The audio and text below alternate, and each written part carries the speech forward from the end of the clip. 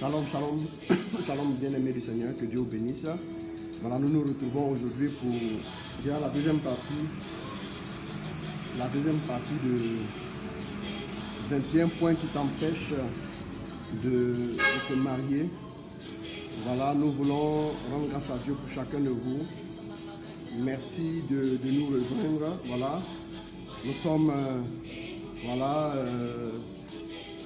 avec vous aujourd'hui encore une fois. Que Dieu vous bénisse. Partagez, connectez-vous. Nous allons partir à partir du Shalom Christ Guillaume, à partir du 5e point. Nous avons vu les 4 premiers points la dernière fois. Nous allons partir à partir du 5e point. Nous allons jusqu'à 21 points. L'INSEE, Shalom ma fille. Sandrine Nassa, Shalom. Sandou Destiny, Shalom à toi. Shalom, que ça change. Alors, la voix est un peu cassée. Inès a cassé année, dû à ma prédication de la retraite à Rufisque au Sénégal. Voilà, qui s'est bien passé avec la grâce de Dieu. Voilà, nous sommes... nous nous retrouvons là pour continuer. Voilà, nos 21 points pour lesquels tu ne te maries pas. Tu as du mal à te marier. Voilà, écoute ce message. Écoute ce message. Voilà, que Dieu te bénisse. Connectez-vous. Partagez, diffusez au maximum.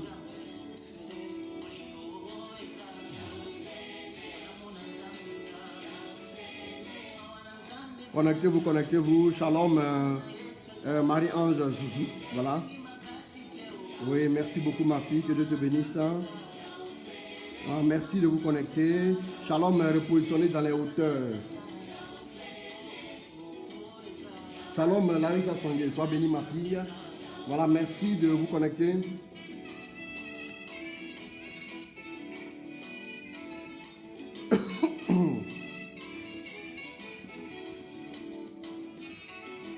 Nadia Alou, shalom à toi.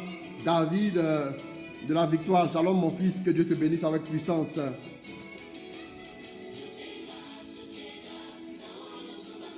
Shalom, que Dieu vous bénisse.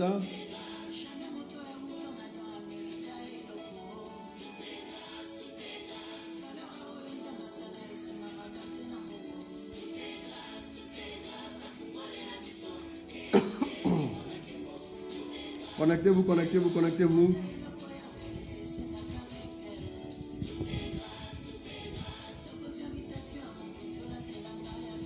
Connectez-vous. Shalom. Eric Niami, voilà, que Dieu te bénisse. Shalom à vous tous, connectez-vous. Edith Thio de Distinction, shalom. Audrey Koralija, shalom.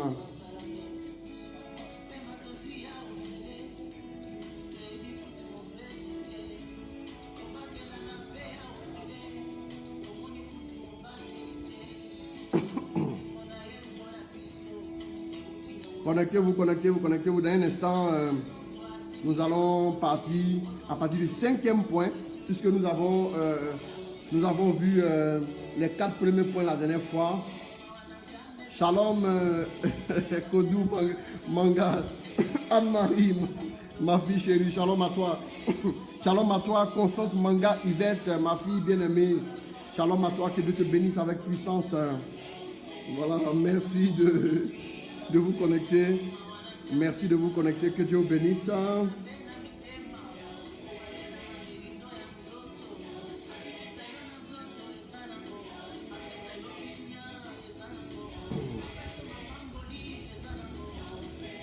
Florencia, Louisie, Jols. Shalom, ma fille.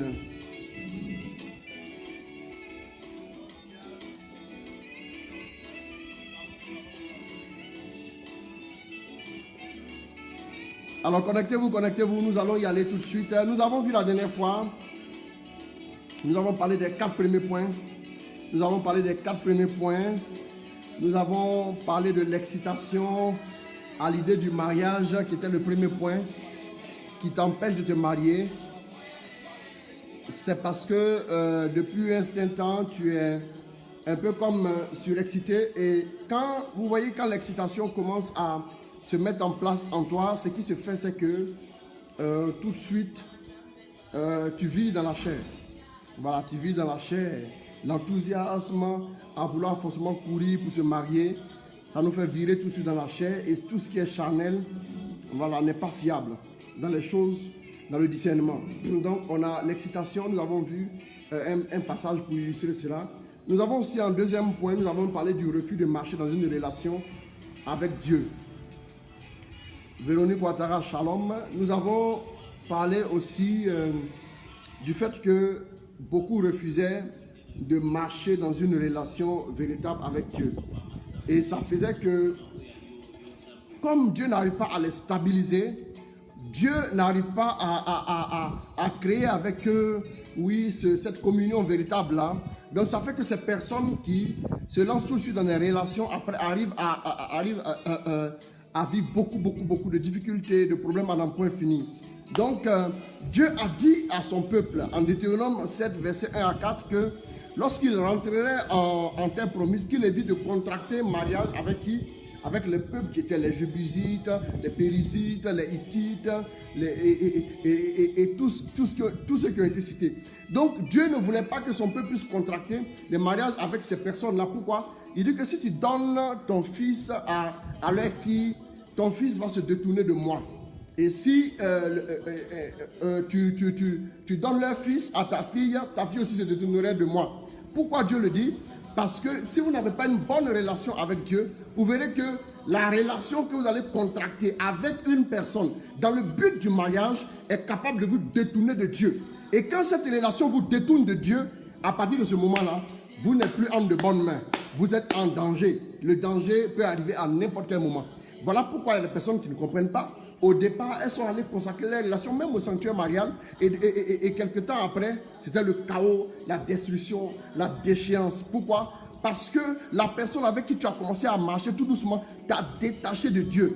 Tu marches avec quelqu'un et depuis un certain temps, tu commences à mentir. Tu marches avec quelqu'un. Depuis un certain temps, tu commences à trouver que la fornication n'est plus un problème.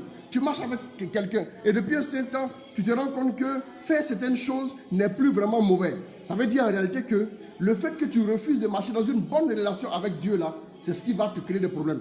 Or, quand vous marchez dans une relation dynamique avec Dieu, dans une relation vivante avec Dieu, vous verrez que quand vous rencontrez quelqu'un, les sentiments ne peuvent plus vous dominer. C'est dangereux quand les sentiments vous dominent. C'est dangereux quand les sentiments vous tiennent. Voilà pourquoi Cantique des Cantiques, nous l'avons vu au quatrième point, Cantique des Cantiques nous disait qu'il ne faut pas réveiller l'amour avant l'heure. Il ne faut pas réveiller l'amour avant l'heure. Les gens passent trop de temps ensemble alors qu'ils ne sont même pas encore mariés. Ils peuvent passer des journées et des journées ensemble, à bavarder, à se regarder droit dans les yeux. Après, quand dans l'âme tu es enflammé, tu ne peux plus résister. Et à un moment donné, la personne pour qui tu ressens cet amour fou-là finit par te dominer, finit par te réduire en griffe, dans une sorte d'esclavage. Dieu ne peut pas faire sortir son peuple d'Égypte, de l'esclavage d'Égypte, pour le conduire maintenant dans l'esclavage des sentiments. Bien aimé, vous-même réfléchissez un peu. Ce qui fait que beaucoup de personnes n'arrivent pas, c'est parce qu'elles refusent de marcher dans une relation vivante et dynamique avec Dieu. Sachez une chose, avant de rentrer dans une relation avec l'homme, tu dois d'abord rentrer dans une relation avec Dieu. La Bible dit que tu aimeras Dieu de tout ton cœur et ton prochain comme toi-même. D'abord Dieu et ensuite ton prochain. Si tu peux développer une relation avec ton prochain, de sorte à l'aimer, de sorte à vouloir rester avec lui, de sorte à vouloir vivre avec lui, tu aurais dû d'abord jeter ton dévolu d'abord sur Dieu. Parce que d'abord tu aimeras Dieu et ensuite tu aimeras l'homme, tu aimeras ton frère comme toi-même, bien aimé. Ce qui fait que beaucoup de personnes ont des difficultés aussi. Le troisième point que nous avons vu, nous avons parlé de la trop grande influence de nos sentiments dans le processus. Bien aimé, quand vous rencontrez par exemple un homme, avant d'y mettre votre cœur, c'est surtout pour les femmes. Vous voyez que l'homme, il peut d'abord tomber amoureux avant de venir vers la femme. Mais la femme, elle là, quand l'homme lui dira bonjour, elle n'est pas amoureuse tout de suite. C'est un gage de sécurité déjà.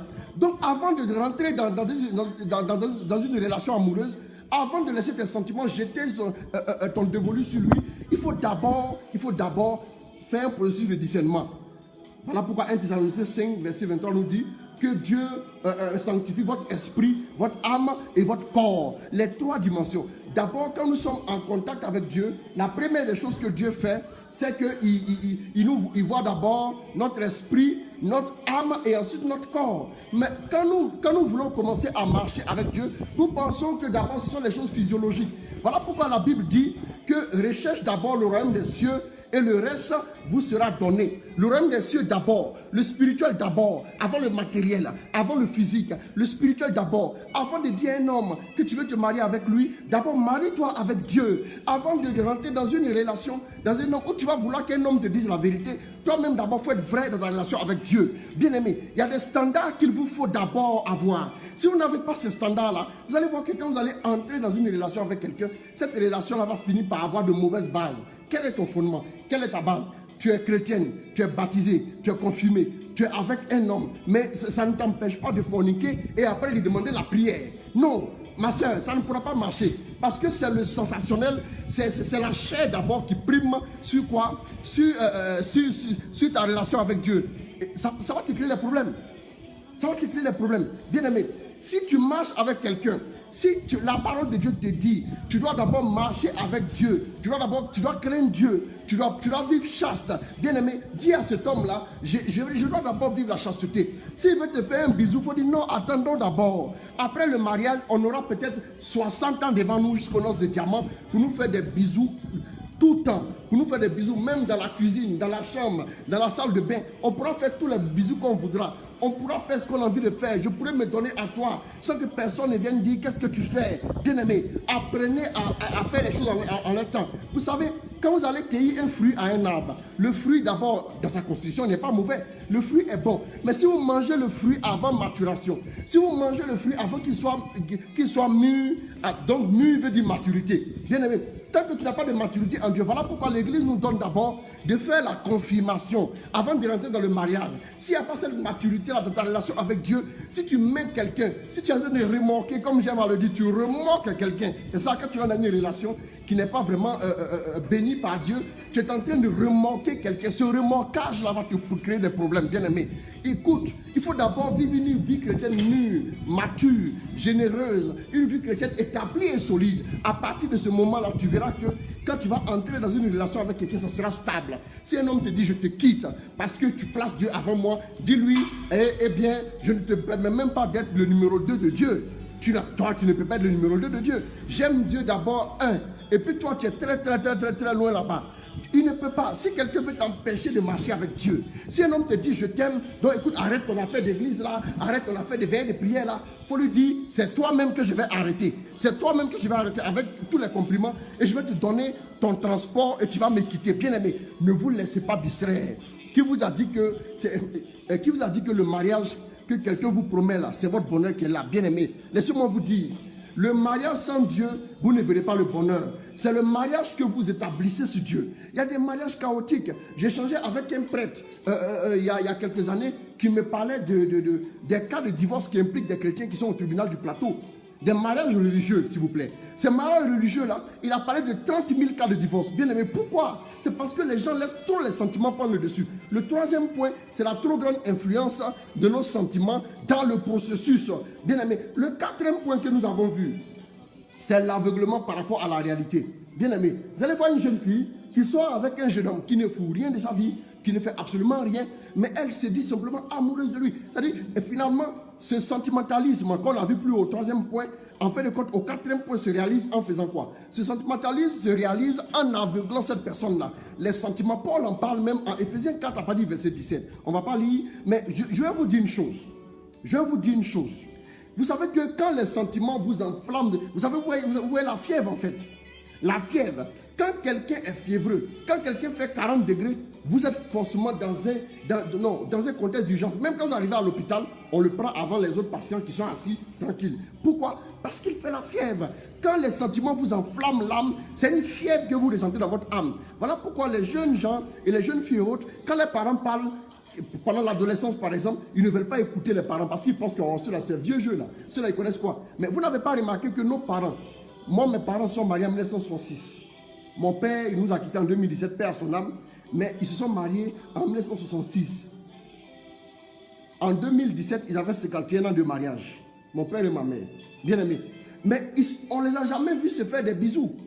Mais ils sont restés ensemble. Parce qu'à un moment donné, il y a une certaine stabilité qui doit s'installer. Et quand vous marchez avec Dieu, vous devez avoir cette stabilité. Quand Dieu est dans ton âme, il crée un équilibre. Voilà pourquoi quand Dieu est dans ton âme, là, l'argent ne peut plus t'influencer. L'orgueil ne peut plus. L'orgueil, c'est comme une vague qui vient et qui te couvre. L'orgueil t'aveugle. Les sentiments aussi peuvent t'aveugler, bien aimé. Mais quand Dieu est dans ta vie, quand Dieu est stable dans ton âme, voilà pourquoi la Bible dit tu aimeras Dieu de toute ton âme.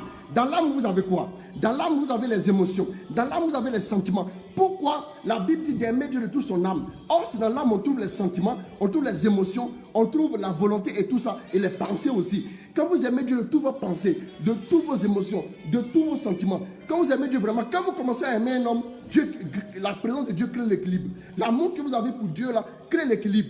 Et cette relation ne peut pas vous faire basculer, bien aimé. Le problème, c'est que les gens basculent. Et à un moment donné, il y a des gens, par exemple, qui sont entrés dans les relations. Oui, la plupart du temps, on trouve ça du côté des femmes. Elles rentrent dans une relation, et l'homme qui n'est pas vraiment chrétien, il va tout faire pour l'empêcher d'aller à ses temps de prière. Mais si elle a le malheur d'obéir à ça, après, quand l'ennemi commence à attaquer leur vie, quand l'ennemi commence à les influencer, après maintenant ils se rendent compte qu'ils auraient dû, depuis les premières heures, aller se confier à Dieu. Bien aimé, la première des choses, ma fille, la première des choses, ma soeur, je vais te dire simplement que la première des choses que tu dois faire, c'est de rester connecté à Dieu, c'est de marcher avec Dieu, c'est de vivre avec Dieu, dans ton intimité. Vous voyez que quand l'homme a péché, il a se caché derrière les arbres du jardin, tout simplement. Il veut fuir la responsabilité qui était la sienne, bien aimé.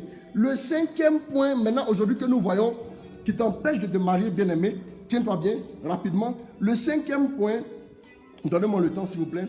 Le cinquième point, c'est l'endurcissement. Le cinquième point, c'est le refus de changer son caractère. Le refus de changer son caractère. Nous allons lire un passage de Luc 18, verset 9 à 14. Le refus de changer son caractère fait que quand vous voulez aller vous marier, là, sachez une chose. Le sacrement de mariage est au même titre que le sacrement de l'ordre. C'est-à-dire c'est un sacrement de service. Quelqu'un qui n'est pas prêt à servir ne peut pas entrer dans le mariage. Aujourd'hui, trop de jeunes filles se comportent comme des trophées à gagner pour des hommes. Oui, voilà telle personne qui veut me draguer, voilà telle personne qui veut me faire des avances et ainsi de suite. Vous pensez que les hommes doivent d'abord jouer Coupe du Monde et de remporter la finale, et vous, c'est vous qui êtes le trophée. Femme, tu n'es pas un trophée dans la maison de quelqu'un. Arrête de penser ça. Tu dois t'asseoir et réfléchir. Qu'est-ce que je peux apporter à l'homme qui va vivre avec moi? Parce que la Bible dit qu'un homme qui a trouvé une femme a trouvé le bonheur. La durée de ses jours va doubler. Maintenant, pourquoi on ne dit pas l'inverse, à votre avis? C'est parce que la présence de la femme dans une maison est gage de paix, de stabilité et de sécurité. Gage de paix, de stabilité et de sécurité. PSS, paix, stabilité et sécurité. Quand la femme est vraiment vertueuse, comme nous le décrit Proverbe 31, bien aimé, elle donne une garantie à l'homme. Elle devient une source sûre pour l'homme. Elle devient une fontaine de vie pour l'homme, comme nous le dit Proverbe, bien aimé. Il faut changer ton caractère, ma fille. Ce qui fait que tu as du mal, ce qui fait que personne ne peut rester avec toi, c'est que tu veux être au centre. Tu veux être la personne qui est devenue incontournable, bien aimé. Quand le premier jour, jeudi passé à Dakar, quand je commençais ce thème, je parlais du fait qu'il y avait au commencement, l'homme a dit, voici l'os de mes os, la chair de ma chair. L'os de mes os, la chair de ma chair. L'os tient le squelette de l'homme. Vous voyez un peu, les os constituent le squelette, ce qui tient l'homme dans la stabilité. Mais l'os de mes os, c'est-à-dire ce qui me fait tenir, tu es ce qui fait tenir, ce qui me fait tenir. C'est ce que la femme est en réalité. Bien aimé. Donc quand tu es une femme, respecte-toi, travaille sur ton comportement. Faut apprendre, ça s'apprend. Quand tu es allé à l'école, là, tu as appris à écrire, tu as appris à lire, tu as appris à faire quoi? Tu as appris à même parler. Ok? Donc, pour s'occuper d'un homme, il y a un apprentissage aussi. Tu ne sauras pas tout faire. Les films brésiliens que vous regardez, les films indiens que vous regardez, novelas consorts, ce sont des films qui vont vous polluer, comme on le dit, le mind. Les femmes même qui sont dans ces films-là, regardez, elles ont quel parcours en termes de vie sentimentale. Vous allez voir que la plupart du temps, c'est un parcours chaotique. Bien aimé, les standards que vous devez apprendre, c'est les standards de la parole de Dieu. Femme, change ton caractère. Accepte de t'abaisser. L'homme est ton chef. L'homme est au-dessus. Accepte de t'abaisser. Accepte d'être humble. Femme, ne combat pas un homme, non. Si tu veux rentrer dans le combat, il a dit 1, tu as dit 4. Il a dit 2, tu as dit 25. Bien aimé, Cet homme-là, quand une femme est soumise à un homme, la soumission a une force devant Dieu. Et cette soumission-là va finir par soumettre l'homme. La sémence de soumission va faire moissonner à la femme une moisson de soumission et d'amour et d'obéissance de la part de son homme. Bien-aimé, il faut que tu saches une chose. Femme, change ton caractère. Trop de jeunes filles sont compliquées, difficiles, nerveuses et même très gonflées. Elles pensent que les gens les prendront comme une coupe qu'on a remportée pour les déposer dans une armoire pour dire « Oh, voilà la coupe que j'ai gagnée ». Non, vous ne serez pas considérés comme ça. Vous devez savoir que le mariage c'est de 50-50. L'homme, mais aussi la femme. La femme doit jouer son rôle. La femme doit être capable de dire à son mari, écoute, oui, je veux être à ton écoute. Tu as besoin de quoi? Et non, la femme qui va chaque fois dire à son mari, voilà les dépenses de la journée, voilà les dépenses d'ici, voilà les dépenses là. Non, c'est pas comme ça que ça marche. Change ton caractère. Il y a des femmes, même pour leur faire des remarques, c'est difficile. L'homme parle là, elle ne fait pas accepter. Non. J'ai toujours dit aux gens que même si la grossesse précédente, la femme a failli perdre la vie dedans, la prochaine grossesse, ce n'est pas l'homme qui va la porter. Il faut connaître ta responsabilité. Reconnaître ta responsabilité. Quand je prêche, je dis généralement aux hommes, soyez les premiers à aimer vos femmes. Apprenez à faire quoi? Apprenez à les chérir. L'homme a été le premier à dire l'os de mes os, la chair de ma chair. Il n'a pas dit la sorcière de ma sorcière, mon casse-pied ambulant. Il n'a pas dit ça. Bien aimé, l'homme a été le premier à qualifier la femme. Ça dit c'est toi qui donnes le tempo, la teinture. C'est toi qui donnes, la couleur, si tu veux, la vision à la femme. Quand tu donnes une vision à la femme, elle te la redonne. De la même manière, l'homme donne sa sémence à la femme et la sémence revient. Elle revient sous forme de bébé, être humain. C'est comme ça que l'homme doit dire à la femme, voilà comment on doit marcher. Si tu veux que ta femme s'excuse auprès de toi, apprends à le faire toi-même pour commencer. Apprends à le faire. Il y a des gens qui ne peuvent jamais s'excuser. Ils sont là, ils vont tourner. Ils savent qu'ils ont tort. Mais leur orgueil là fait qu'ils ne peuvent pas s'excuser. Ils vont se taire, ils vont tourner. On va se bouder pendant un mois. C'est de la sorcellerie conjugale. C'est de la sorcellerie en plein quartier, en pleine ville. Vous polluez les gens, bien aimés. Apprenez à le faire. Femme, quand on te fait une remarque, apprends à dire j'ai compris. Homme, quand on te fait une remarque, apprends à dire j'ai compris. C'est parce que tu n'as pas changé ton caractère que depuis pas mal de temps, les gens marchent un peu avec toi et puis après, paf, une dureté qui les chasse et qui les éloigne. Lis-moi mon fils, Luc 18, verset 9 à 14 et donnez-moi le temps. Le temps qu'on a déjà fait, c'est combien de temps? Et rapidement, il faut lire Luc, oui. Il dit encore cette parabole. Jésus dit encore cette parabole. On a 22 minutes, je crois. On a 22 minutes, oui. Persuadés de leur propre perfection. Voilà, reprends, pardon. Folie fort. Il dit encore cette parabole. Jésus dit encore cette parabole. En vue de quelques hommes persuadés de leur propre perfection. Oui, il a dit à l'endroit des personnes qui étaient persuadées de quoi? De leur perfection. Qui étaient persuadés de leur propre perfection. Jésus va donner une parabole concernant les gens qui pensaient qu'ils étaient parfaits. Moi, j'ai rien à me reprocher. J'ai rien à... Gaillardement comme ça, tu penses quoi? Si tu n'as rien à te reprocher, prends ton avion direction le ciel. Écoute-moi bien. Nous tous, autant que nous sommes, nous avons tous des défauts. Avant de découvrir les défauts de l'autre, apprends à voir tes défauts. Si tu n'as pas encore vu ton propre défaut, je dis, quand tu as vu un défaut chez l'autre, c'est que tu as au moins vu deux défauts chez toi. Bien aimé, si dans le couple, chacun s'assied pour réfléchir, pour dire quel est mon défaut, il apprenait à travailler là-dessus, on aurait des foyers en sécurité. Rapidement, donc il a dit, Jésus donne une parabole par rapport aux personnes qui étaient convaincues qu'elles étaient sans reproche. Allons-y. Et plein de mépris pour les autres. Deux hommes montaient au temple pour prier. Les personnes qui ont du mépris pour les autres, deux hommes montaient au temple pour prier, oui. L'un était pharisien. L'autre publicain. L'autre publicain. Le pharisien. Debout priait ainsi en lui. Voici comment le pharisien priait. Oh Dieu. Je vous rends grâce de ce que je je vous rends grâce. Je te rends grâce de ce que... Parce que je ne suis pas comme le reste des hommes. Voilà, je ne suis pas comme le reste des hommes. Qui sont voleurs. Injustes. Et adultères. Ni encore comme ce publicain, ce vaurien. Il y a des femmes même qui vont jusqu'à dire, voilà, mon mari c'est le petit frère du diable. Ou bien des hommes qui vont jusqu'à dire la même chose de leurs femmes. Allons-y. Oui. Je jeûne 2 fois la semaine, moi. Je paye la dîme de tous mes revenus. Oui, allons-y. Le publicain se tenait à distance. Ne voulait même pas lever les yeux au ciel. Mais il frappait sa poitrine en disant, oh Dieu, aie pitié de moi. Je suis un pécheur. Je vous le dis. Celui-ci descendit justifié. Quand on dit justifié, comprenez que Dieu lui a fait grâce par rapport à ce qu'il demandait. Ce qui fait que Dieu n'arrive pas à faire grâce à des gens. Il ne peut pas les justifier en leur donnant la grâce du mariage. C'est parce qu'ils ne veulent pas changer leur caractère. Dieu va te confier. La Bible dit une femme méchante est plus rébarbative qu'un ours. Siracide 26. La prochaine fois, peut-être que je dirai un mot là-dessus. Mieux vaut vivre dans la force au lion qu'avec une femme méchante. C'est-à-dire une personne qui refuse de changer son caractère est aussi dangereuse qu'un lion.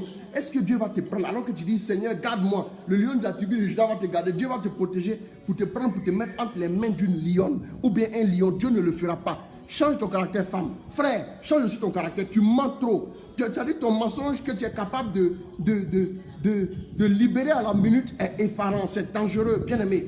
Les hommes sont capables de mentir à leur cheminante. Un mensonge, oh, là, il n'y a rien à dire. Change ça en toi. Change ça en toi. On se souvient que Moïse, à cause de son caractère, c'est finalement son caractère qui l'a disqualifié. Parce que Moïse était un peu impulsif. Quand il fallait frapper le rocher, il s'est énervé. Il a frappé le rocher plusieurs fois. Est-ce qu'il a disqualifié? Il s'est énervé, il a frappé l'Égyptien. L'Égyptien est mort. Bien aimé, faites attention. Changez votre caractère. Quand vous connaissez certaines choses en vous, changez ça vite avant qu'on ne puisse aller plus loin. Bien aimé, on va aller plus loin aussi. Oui. Le 6e point, c'est quoi? L'endurcissement à vouloir se marier à tout prix.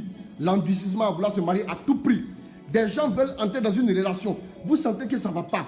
Le gars commence à te parler d'une certaine manière. Tu te rends compte que ça ne va pas. Tu te rends compte que c'est difficile. Mais au lieu de te retirer en même temps, au moment où tout est encore possible, tu préfères rester dans l'histoire. Non, un jour ça va aller. Un jour ça va aller. Ils vont te gifler, casser ta dent. Tu vas voir comment ça va aller. Même au moment de œil pour œil, dent pour dent, on ne frappait pas les gens comme ça. Oui. Donc, tu vas lire l'endurcissement à vouloir se marier à tout prix. Et Samuel 15, verset 22 à 23, rapidement, lis ça. Samuel dit, Yahweh trouve-t-il du plaisir au Samuel dit, après que notre ami Saül est allé et a ramené le bétail, alors qu'il fallait le détruire, il a désobéi. Allons-y. Allons-y. Yahweh trouve-t-il du plaisir aux holocaustes et aux sacrifices? Comme à l'obéissance à la voix de Yahweh. Comme à l'obéissance à la voix de Yahweh. L'obéissance vaut mieux que le sacrifice. Et la docilité vaut mieux que la graisse des béliers. Allons-y. Car la rébellion, l'endurcissement donc, est aussi coupable que la divination. Dans d'autres versions, on dit la rébellion est aussi coupable que la sorcellerie. Femme, ton entêtement, les gens ont parlé. Les hommes ont prié pour toi. Même des hommes de Dieu qui ont prié pour toi, tu es obligé de couper avec eux parce qu'ils ne sont pas d'avis par rapport à cette relation. Hey! C'est ce qui fait que tu vas te casser la figure. Nous allons voir une chose. L'histoire de Balaam nous montre aussi une réalité. Nombre 22 à partir du verset 21. Rapidement. Balaam se leva le matin et allant sceller son ânesse. Excusez-moi. Il bon, partit avec les princes de Moab. Doucement. Voici les princes de Moab qui ont envoyé une délégation, le roi Balak, qui envoie une délégation pour dire Balaam, viens maudire pour moi le peuple d'Israël, et puis je vais le détruire, parce que ce peuple est trop dangereux. Balaam entend ça, et Dieu lui dit ne va pas, une fois. Après, les gars encore revenaient plus de cadeaux. Dieu lui dit ne va pas encore 2 fois. Mais la 3e fois, cette fois-ci, je vais encore prier. Ah, ma fille, tu as prié pour la relation. Dieu t'a déjà dit attention, tu vas te casser la dent. Parce qu'il y a des choses que cet homme te cache. Il y a des choses que tu n'as pas encore découvertes. Doucement, n'y va pas. Mais tu insistes. Tu vas maintenant aller voir une. C'est-à-dire maintenant tu vas aller entrer dans notre forme de prière. On dit la prière maintenant qui marche. La neuvaine qui n'échoue jamais. C'est cette prière-là que tu vas le faire. Bien aimé. Qu'est-ce que nous voyons? La Bible dit que après quand Balaam a prié, cette fois-ci Dieu, quand il est sorti de la présence de Dieu, qu'est-ce qui s'est passé? Il est raccourci. Sinon, vous pourrez lire en Nombre 22 à partir du verset 1 à 41. Mettez ça en commentaire pour moi, vous qui suivez. Nombre 22, verset 1 à 41. Après, lisez tous ces textes. Vous allez comprendre beaucoup de choses. On va lire le verset 21 à 33. Vas-y. Balaam se leva le matin. Oh, la Bible dit que quand il est sorti de la présence de Dieu, la colère de Dieu s'enflamma contre lui. Aïe, aïe, aïe. Allons-y. Et allant sceller son ânesse. Il alla sceller son ânesse. Il partit avec les princes de Moab. La colère de Dieu s'alluma parce qu'il allait. La colère de Dieu s'alluma parce qu'il allait. Et l'ange de Yahweh se plaça sur le chemin pour lui faire obstacle. Balaam était monté sur son ânesse. Il avait avec lui deux serviteurs. Et il avait avec lui ses deux serviteurs. L'ânesse vit l'ange de Yahweh. L'ânesse, donc maintenant, il monte sur l'ânesse. Et qu'est-ce qui se passe? L'ânesse maintenant voit quoi? L'ânesse voit l'ange tout droit devant. Oh, et qu'est-ce qui se passe? Qui se tenait sur le chemin. Oui. Son épée nue à la main. L'ange a dégainé l'épée. Elle se détourna du chemin. Elle se détourna du chemin. Alla dans les champs. Et alla dans les champs. Balaam frappa l'ânesse pour la ramener dans le chemin. Balaam frappa l'ânesse pour la ramener dans le chemin. Alors l'ange de Yahweh se tint. Alors, donc Balaam a frappé l'ânesse. Et qu'est-ce que l'ange du Seigneur fait? L'ange de Yahweh se tint dans un chemin. Oui, l'ange de Yahweh se tient dans un chemin. Allons-y. Entre les vignes où il y avait une clôture. Où il y avait une clôture de chaque côté. Voyant l'ange de Yahweh, l'ânesse se serra contre le mur. Et regardez bien ce qui va se passer. Voyant l'ange, l'ânesse se serra contre le mur. Allons-y. Oui. Et pressa contre le mur le pied de Balaam. Et pressa contre le mur le pied de Balaam. Et celui-ci la frappa de nouveau. Aïe, aïe, aïe, aïe, aïe, aïe, aïe. Donc, parce que l'ânesse a vu quoi? L'ânesse a vu l'ange et l'ânesse est allée faire quoi? Et l'ânesse est allée coincer le pied de Balaam sur quoi? Sur le mur. L'ânesse ne voulait pas avancer parce que l'ange avait dégainé l'épée dans l'intention de tuer Balaam. Et qu'est-ce qui va se passer rapidement? Allons-y. L'ange de Yahweh passa plus loin. L'ange de Yahweh passa plus loin. Et c'était dans un lieu étroit où il n'y avait pas d'espace pour se détourner à droite ou à gauche. Ma chérie, tu es montée dans Woro Woro pour aller dormir chez Gasson. Woro Woro même est tombé en panne. Le monsieur dit, madame, je ne vais plus où tu vas là. Je ne peux plus aller. Mais ça ne te donne pas signe. Allons-y. L'ânesse en voyant l'ange de Yahweh se coucha sous Balaam. Aïe, aïe, aïe. Et donc Dieu fait en sorte que ton assurance ça commence à baisser. Ce sur quoi tu es établi là commence à... Tu dis, mais qu'est-ce qui m'arrive depuis ce temps? C'est un signe pour te dire, fais attention. Oui, qu'est-ce qui se passe? Et Balaam a fait quoi rapidement?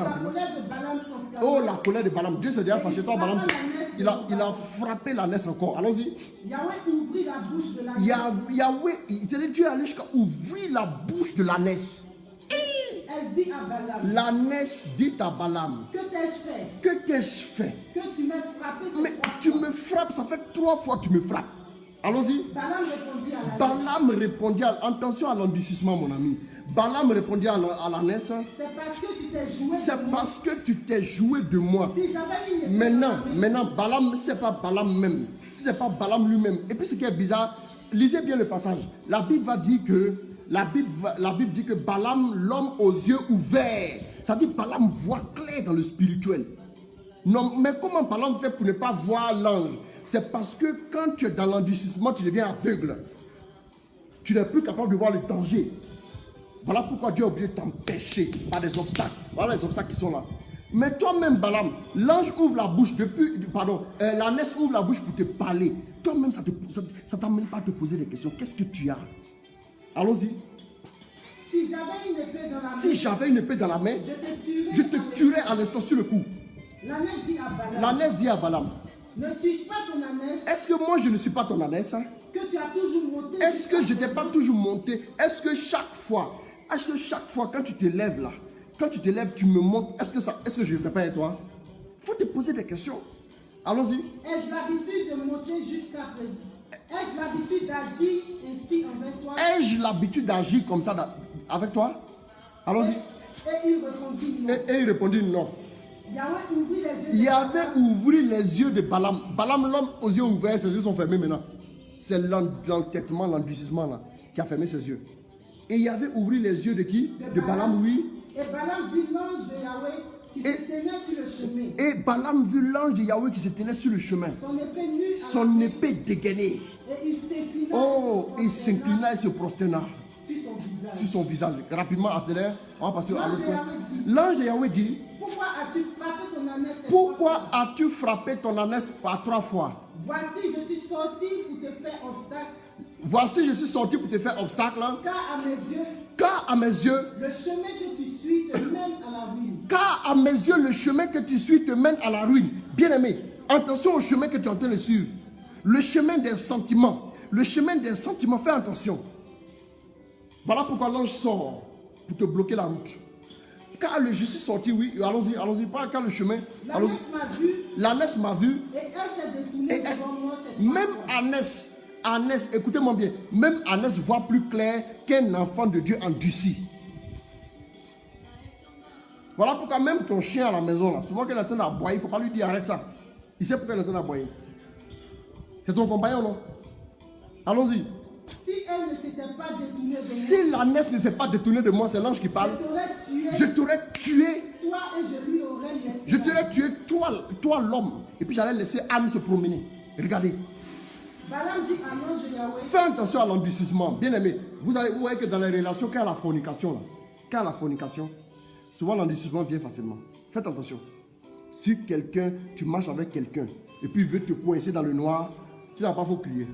Ouais. Quand tu as crié, il va, oh non, c'est ma misère. Oh. Il va te laisser. Tu as ta voix, Dieu t'a donné la voix pour crier. Faut crier. Oui, allons-y. Faut crier. Maintenant, si quelqu'un demande, mais pourquoi tu as crié? Non. En fait, j'ai cogné mon pied pour l'épargner un peu. S'il reprend cette fois-ci, tu vas dire la vérité aux gens. Allons-y.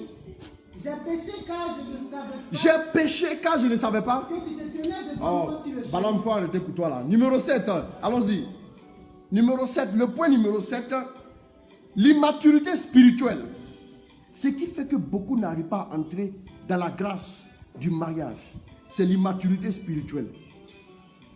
Qu'est-ce que nous voyons?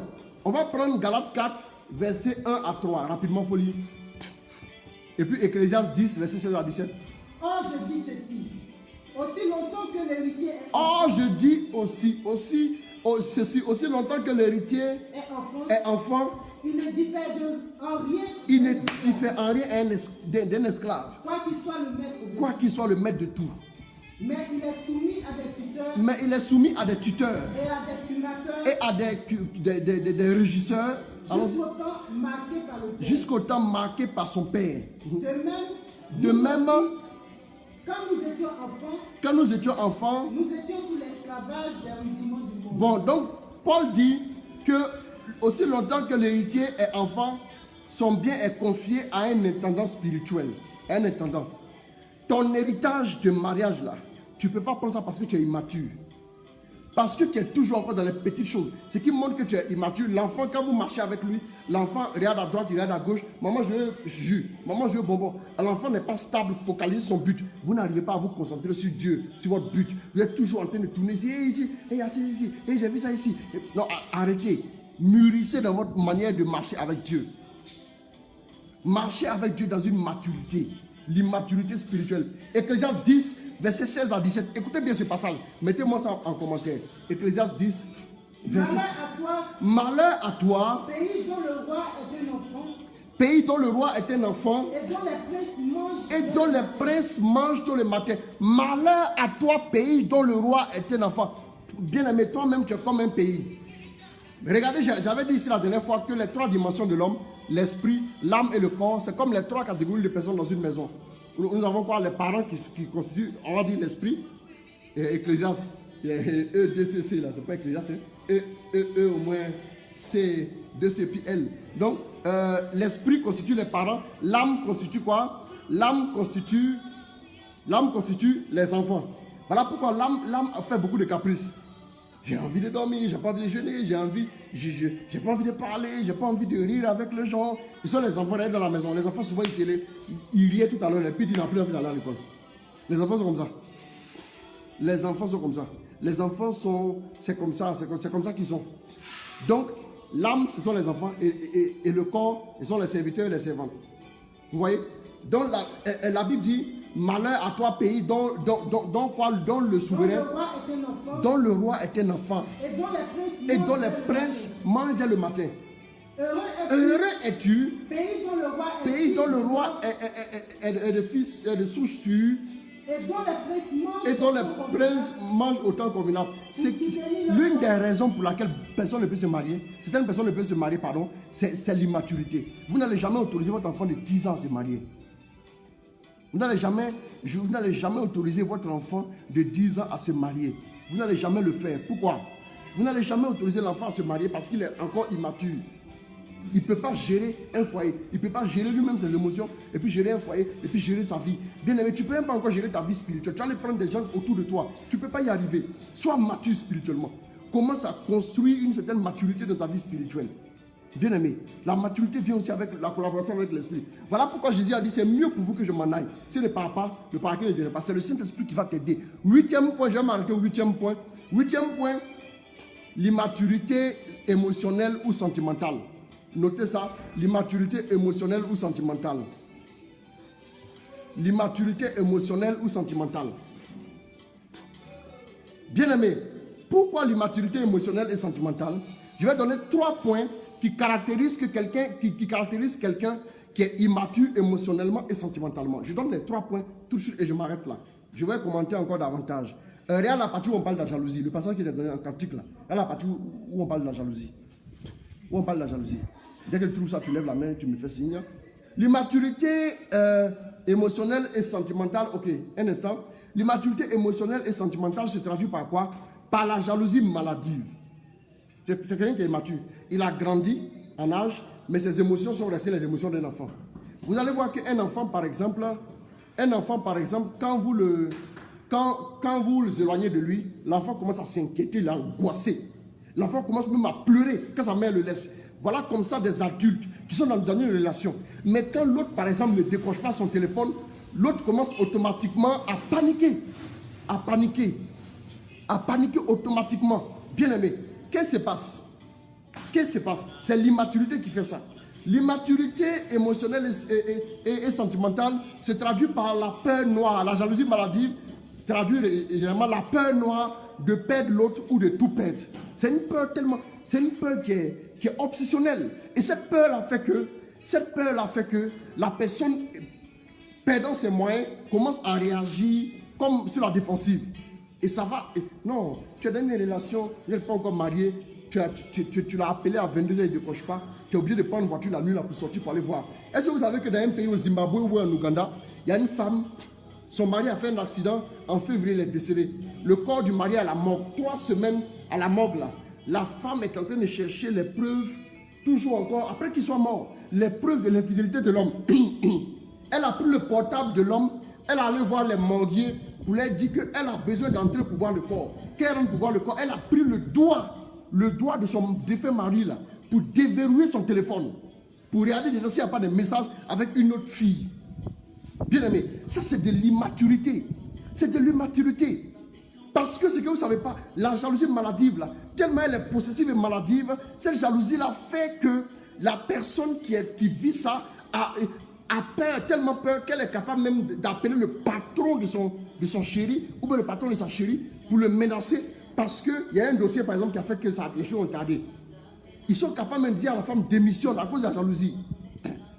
Cette peur a fait que l'autre n'a pas de vie.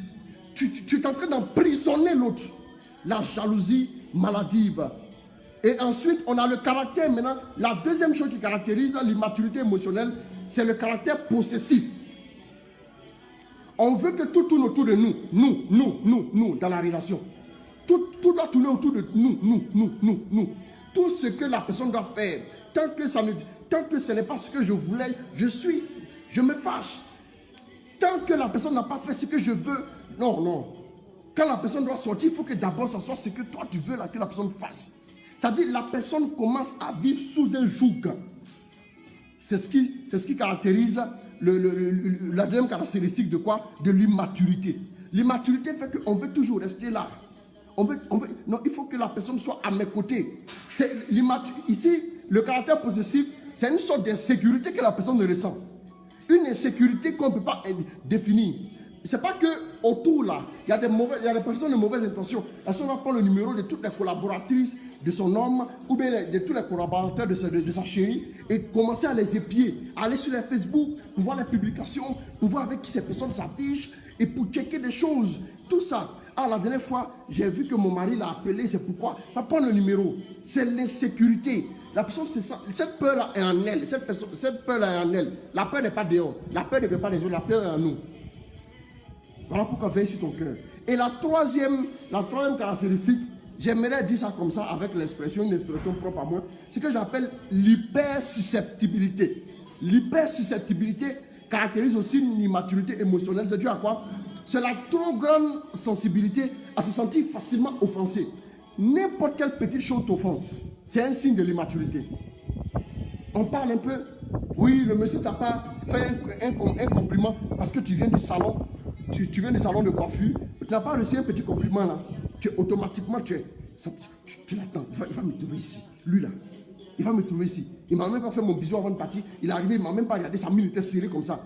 Non, tu te sens offensé par peu de choses. Et c'est ça qui fait que les gens ne peuvent plus vivre dans une relation avec toi. L'immaturité se traduit par ces trois choses. Donc j'ai dit quoi? La jalousie maladive, le caractère possessif et l'hypersusceptibilité qui est quoi? La trop grande sensibilité à se sentir offensé ou peu. N'importe quelle remarque, n'importe quel reproche t'offense. Ah, bon d'accord, comme c'est comme ça, à partir d'aujourd'hui, je n'ai plus m'approcher de toi. En tout cas, à partir d'aujourd'hui, je n'ai plus te taquiner. Hey, si tu es extrémiste, il faut quitter ici. On ne t'a pas dit de ne plus taquiner, on ne t'a pas dit de ne plus dire bonjour aux gens. On t'a simplement dit que ça là, tu as fait, c'est pas bon. Dis amen, j'ai compris, et puis on avance. Arrête d'extrapoler les choses. Et ce qui fait que beaucoup de personnes ne peuvent pas vivre dans une relation sérieuse. C'est le 8e point. Bon, je vais m'arrêter là. Le temps quand même, le temps qu'on a pris est un peu long. Voilà, que Dieu vous bénisse. Comme je l'ai dit la dernière fois, lundi, j'étais en train de régler pas mal de choses. Voilà, et plein d'entrevues à faire. Donc ça fait que je n'ai pas pu faire le live. Je n'ai même pas eu le temps. Je n'ai même pas eu le temps de pouvoir faire le live du lundi. Voilà, mais donc je vous donne rendez-vous. Les lives de lundi vont revenir d'ici fin avril, puisque nous avons quitté le siège où nous étions. Je suis ici dans notre nouvelle enceinte. Je suis carrément en haut, voilà, en hauteur. Il y a une esplanade, voilà. Donc, nous allons organiser le bureau, tout ce qu'il y a, pour qu'on puisse reprendre les lives. Je vous salue dans le nom de Jésus. Je vous salue fort, fort. Je vous aime très fort. Voilà. Et je vais terminer en disant joyeux anniversaire à ma tendre et petite, ma fille, voilà, Eliora Marie Priel. Voilà, elle a 6 ans aujourd'hui. Je t'embrasse très fort, bébé. Voilà, quand tu reviendras de l'école, je sais que tu regardes toujours mes lives. Voilà, tu verras ce petit message. Je t'embrasse très fort, je t'aime très fort. Que Dieu te fasse grandir. Voilà, continue de briller comme tu le fais à l'école déjà. Tes parents déjà sont fiers de toi. Ta maman et moi, nous t'aimons beaucoup, beaucoup, beaucoup, bébé. Que Dieu te bénisse. Voilà, soyez bénis vous tous. J'aimerais rapidement vous donner l'information. Il faut que ça change. Dimanche 31 mars de 8h à 16h avec le Père Léon Zi, avec le berger Bertin Zenji et votre serviteur, le modérateur Chris Roland Ouattara. Je le veux soit purifié. Ça sera au terminus 81-82. Voilà, mettez les contacts en commentaire pour que les gens puissent appeler, voilà, pour pouvoir se repérer et puis pour pouvoir trouver l'endroit. Voilà, que Dieu vous bénisse. Donc, ce grand moment, je le veux soit purifié, c'est l'invitation qui est lancée dimanche de 8h à 16h. Nous aurons la messe sur place, tant de prières, tant de témoignages, tant de louanges, de prédications puissantes, de prières pour les cas. Voilà, venez nombreux. Nous donnons rendez-vous le dimanche 31, c'est ici au terminus Angré. Voilà, au terminus Angré, voilà, 81, 82. Quand vous arrivez là, les sentinelles seront là pour vous orienter, c'est juste à côté. Que Dieu vous bénisse, que Dieu vous garde. Je vous aime très fort. Shalom, shalom, shalom, je vous embrasse. Voilà, que Dieu vous bénisse. Et puis, voilà, j'embrasse ma petite, c'est ce que je voulais dire. Et que Dieu vous bénisse, je vous aime très fort, vous tous qui nous suivez. Et puis, voilà, que Dieu vous garde, qu'il vous protège. Voilà, dans le nom de notre Seigneur Jésus. Et puis, à jeudi prochain, nous sommes au 8e point, on va continuer. On fera encore 4 points pour que je puisse bien expliquer, bien enseigner. Et que Dieu vous bénisse, qu'il vous garde. Dans le nom de notre Seigneur Jésus. Je vous aime très, très, très, très fort. Voilà, que Dieu vous bénisse. Amen, amen, amen, amen. Shalom.